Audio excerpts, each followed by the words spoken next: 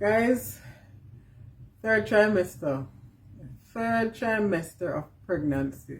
That last lap. Wow.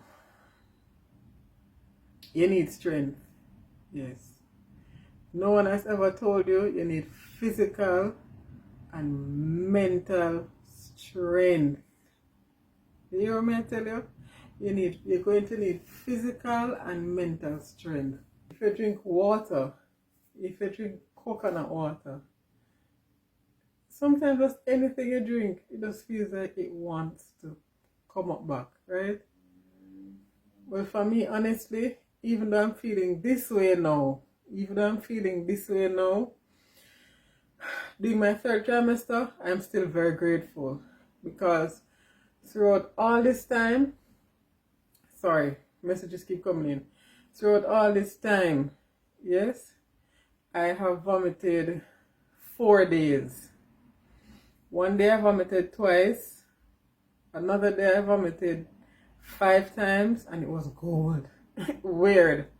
And then it was last week or 2 weeks ago when I really wasn't feeling well. I had coconut water, I had grapes. I had something else. So I went to the hospital, right? So that's it. I went to the hospital and they informed me that my lab results returned from my urine sample because the consultant had given me the impression that I had a UTI because they had found leukocytes in my urine. But when they sent it to the lab, my urine to the lab, put it on a microscope, whatever it is that they do, they said that there was no bacteria, nothing found in my urine. They even did blood tests. There's no infection anywhere. Right. So when I return, I'm going to have to find out from them then why did they give me antibiotics? Why did they give me antibiotics? What was the symptom I was experiencing? Low pressure in urine. And do you know what the diagnosis actually is? When I went to the hospital at 11 p.m. one night, extreme dehydration. Extreme dehydration, which I don't understand because I still think I drink quite a bit. Maybe not as much as I used to, but I still drink or I eat watermelon or, I drink lime and water because since water was having such a bad taste in my mouth. Yeah. Oh yeah, so anyway, I'm rambling. So some of the things that I experienced in my third trimester, right? For me, my voice. For those of you who knows me, my voice sounds different. My voice sounds different. I usually have a raspy voice anyway, but it just sounds weird. Yeah. So indigestion, no matter what I eat, no matter what I drink. Well, not every day, but the worst time to have indigestion, the worst time to experience indigestion is when you're trying to sleep. I remember one night, I didn't sleep. As soon as I would lay down, when I say lay down, I don't mean flat on my back because I can no longer lay flat on my back, right? When I'm sleeping, I have to heist. Is it heist or hoist? Where's my mother? My head on 2 pillows, sometimes 3, because I just cannot sleep flat or I would definitely feel sick. And I kept sitting up, and I'm like, oh my god, oh my god, oh my god. And that is one of the nights I vomited. So indigestion was really awful. The next thing, how can I not be sure if I'm hungry or not? T will ask me, babe, are you hungry? I'm like, I don't know. He's like, what do you mean you don't know if you're hungry? I'm not sure. Like usually when you're hungry, like your palate will say, okay, I want fruits, or I want oxtail, or I want a pizza, or I just want a salad. Nothing was coming. And I wasn't feeling like hunger pains or anything. So it's just annoying when I don't know what to eat. Sometimes I have to get 2 things just in case. I remember one night I got shrimp fried rice and I also got curry chicken with plain rice because I just wasn't sure what I would want to eat or what I would enjoy tasting when it actually arrived, So that's really annoying. Thirst. I'm extremely thirsty. It's like it doesn't matter how much I drink, I need to drink more and more and more and more. I'm so thirsty, so I'm drinking a lot more than I'm eating. Oh, my appetite has cut. Well, yeah, I just said that, right? So I'm drinking a lot more than I'm eating. And especially since they told me that I'm severely dehydrated. And there was someone under my comments, there was a lady in my comment section who advised me that because I am anemic, yeah, I'm low in iron, she said the extreme thirst is also a symptom of that. So I keep water by my bedside, and I make sure I take water to work with me. I take one of these each time I go to work, and I keep this at my bedside, and I drink them as I go along. Sometimes I'm full, feel like I'm bursting, and it's like I still feel like I need to drink. It's just so awful. Pain. I will get mild headaches. Yeah, I will get mild headaches, which isn't bad. I find myself getting a pain in my rib here, and it burns. When it comes, it really burns. You know, I'm usually happy when T is here that he can massage it for me. If not, I massage it myself. I also have a massager, but I'm kind of scared to use it because it's kind of rigorous and the balls are so hard in it, you know. So I have that. Sometimes I will have hip pain, yeah, hip pain. Sometimes I have sciatic pain. These days, I can't explain it. Well, I can. Where my lady bit is, like right beside there. If you can feel right beside there. Sometimes when I walk, I feel pain there. Sometimes I feel pelvic pain. Sometimes I feel pain here in my back. One thing I'm happy about though, I tend to move about really well when I'm at work. I notice that it's mainly when I'm at home that I experience certain things, even like the vomiting. I've never vomited at work, thank God. Never, ever. And when I'm at work, I notice I'm more limber. I don't know if it's because I know I'm at work, so my body just functions or something, I don't know. But for the most part, I function well when I'm at work. That they keep saying I'm strong. But because I know my natural strength, so for me, I'm still lagging along and I'm, you know. But I try my best. Right, so read anemia now. So I've got some tablets. Ferrous sulfate tablets. Ferrous sulfate tablet. I also keep this by my bedside. Those are iron tablets. I have this plant-based iron. Let me show you. I have this plant-based iron from Eat to Live and Not Die. It's iron folate. So I told the consultant that I have this and I'll take this. She looked it up and said this will not have enough. Oops. She looked it up and said that this will not have the amount of iron that I need. They're medical, so they'll say that about the plant-based, right? So she said it won't be strong enough and I have 3 weeks to improve my iron levels. I suppose if it's not improved, they'll probably have to give me IV, and I don't want that. So I try to take the iron tablets. But because I have a condition, but because I'm not a sickly person, it's hard for me to take tablets. Because I don't really take tablets. I'm not taking any tablets. I'm 40 years old and I'm not on any medication. Knock on wood. Yeah, knock on wood. The baby is moving a lot more. I'm so happy about that.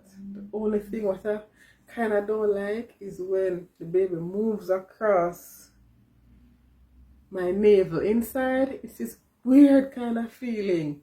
Or when he's, I don't know if it's a knee or an elbow or a shoulder, but when he sticks out the sharp when he sticks out his sharp limbs, I'm like, oh my God, take time with mommy. But the worst one is when it feels like his feet is down in my pelvic area. I'm like, oh, I gasp. Whenever he does that, I gasp. It's painful. It's terrible, but it's painful because it's sudden. Or when he moves too quickly, you know, things like that. Just make me, oh my gosh. But I'm not complaining. Honestly, guys, I'm not complaining. I'm just telling you some things that I experienced. Okay, my 3rd trimester. Okay. darkening of my skin. My face has gotten darker. I'm wearing foundation now. My face has gotten darker. I don't know if you can see my neck. My neck has gotten darker. My underarm area and to where my boobies, because I'm not wearing a bra, so I can't really put it down further to show you. But there and there has gotten darker. My tummy has also gotten darker. I'm not sure why it's looking so beautiful on the phone. But yeah, my tummy has gotten darker. And right at my groin area here near my hip has darkened. It's weird, isn't it? I was looking at my back. My back has also gotten a bit darker. But two things I'm happy about. That my nose has not swollen. I'm really happy about that. And up to this point, my feet also have not been swollen. Yeah, my feet, my foot, them not swell up on my either. So I'm happy to thank God for that. Leg cramps. I felt leg cramp, my left leg, right under here. Just one night while I was sleeping. It felt worse than a muscle contract. You know when they will say, "Boy, you have a muscle contraction." That muscle contraction, I'm telling you, it was so intense.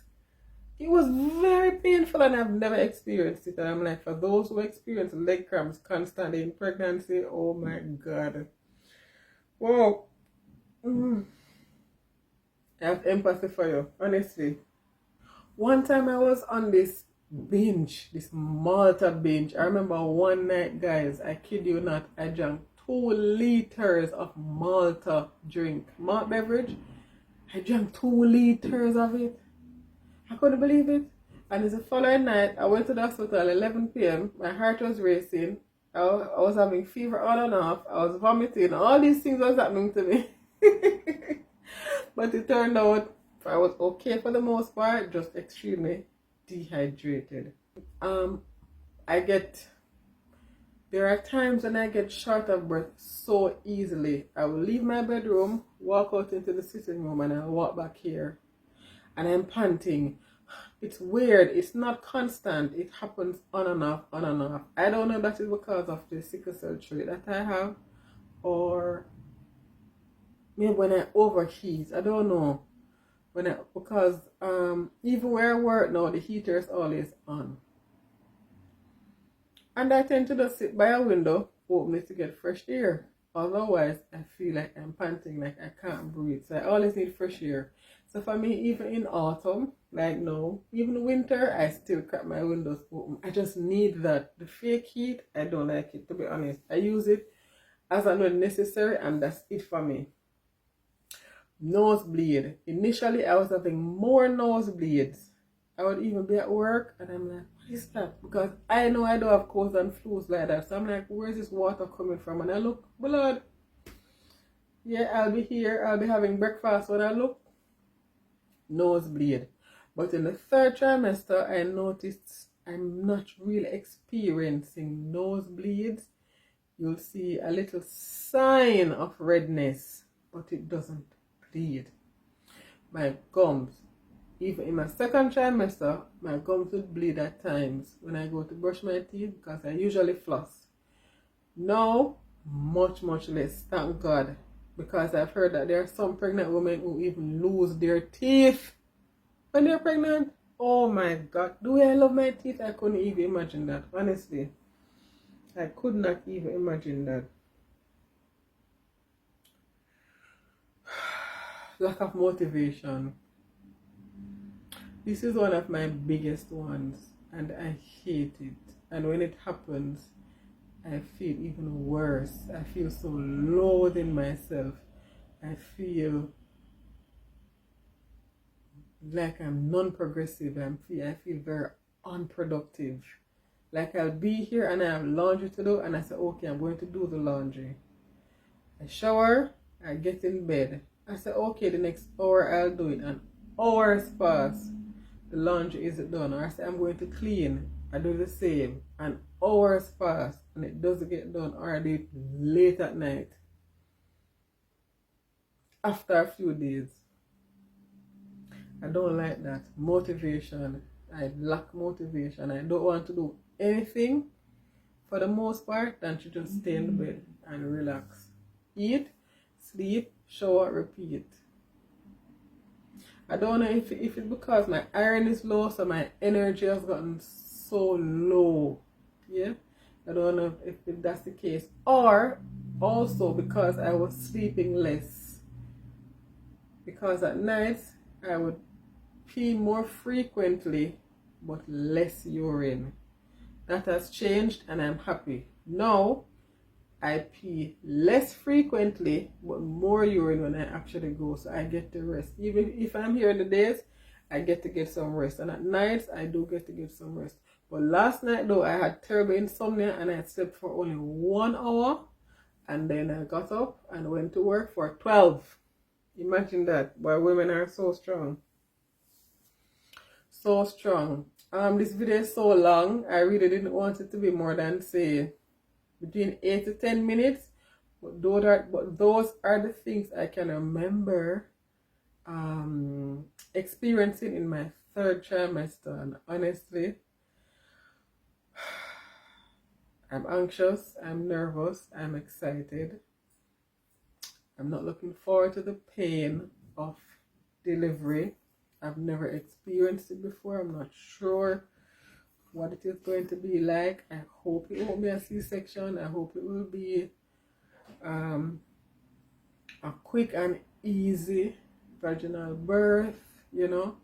I hope I'll be able to remain calm and that I will be healthy and the baby will be healthy also.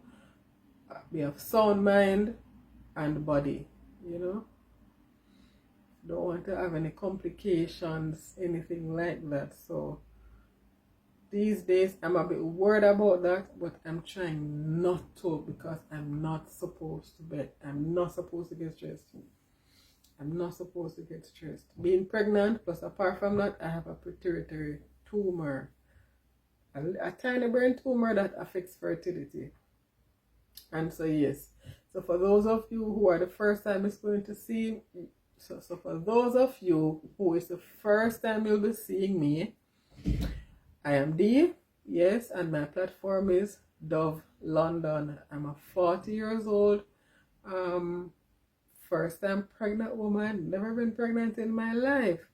And I aspire to be a stay-at-home mom. I don't know how that will happen, but that is just my aspiration. And yeah, just thank you for watching, guys. And the journey continues. Bye, guys.